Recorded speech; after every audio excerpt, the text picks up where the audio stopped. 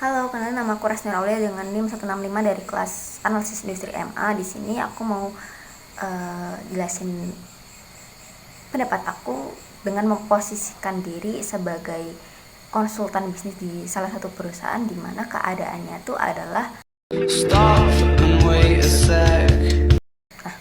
jadi pertama-tama tuh kalau dilihat-lihat sebenarnya itu kondisi perusahaan ini tuh bisa dibilang cukup sehat karena dari revenue-nya itu ada 255 miliar dan cost-nya tuh 175 miliar. Jadi mereka tuh sudah punya profit sebesar 80 miliar. Tapi tantangannya itu adalah gimana caranya profit itu tuh bisa naik minimal 30%, berarti kurang lebih tuh harus nambah sekitar 24 miliar dalam waktu kurang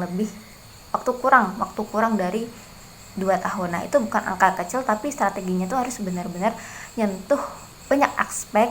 Jadi bukan cuma satu dua hal aja. Nah, pertama yang saya rekomendasikan itu ada yang paling logis tuh dari efisiensi biaya. Jadi di industri makanan tuh biasanya tuh biaya pasti biaya terbesarnya tuh ada di bahan baku dan juga distribusi. Nah, jadi kalau perusahaan tuh bisa negosiasi harga bahan baku atau pakai sistem yang lebih canggih buat ngatur stok dan produksi, itu bisa langsung ngurangin cost tanpa harus naikin harga produk.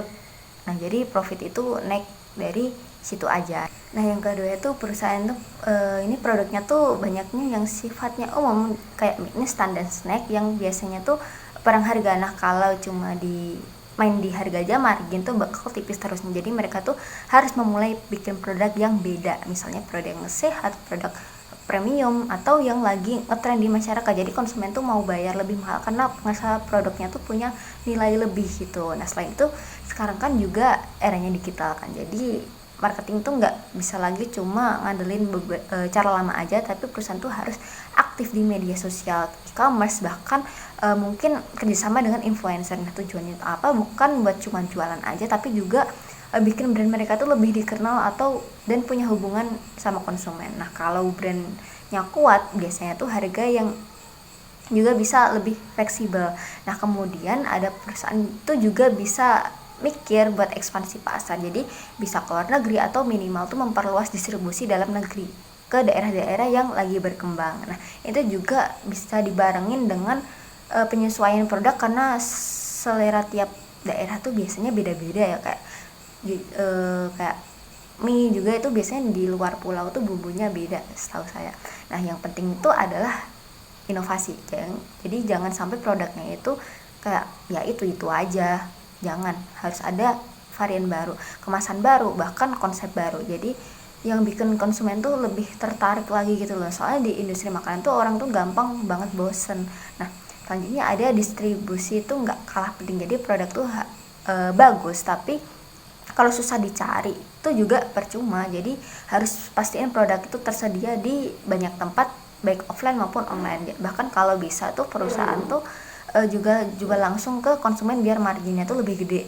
Terakhir tuh ada soal harga. Nah, ini tricky karena kalau terlalu mahal tuh bisa kalah saing, tapi kalau mereka terlalu murah profitnya juga kecil. Jadi harus pintar-pintar dalam atur strategi harganya, misalnya kayak pakai bundling atau beda harga untuk segmen yang berbeda. Jadi kalau semua itu dijalanin dengan bareng-bareng, sebenarnya tuh target naik 30% tuh masih masuk akal.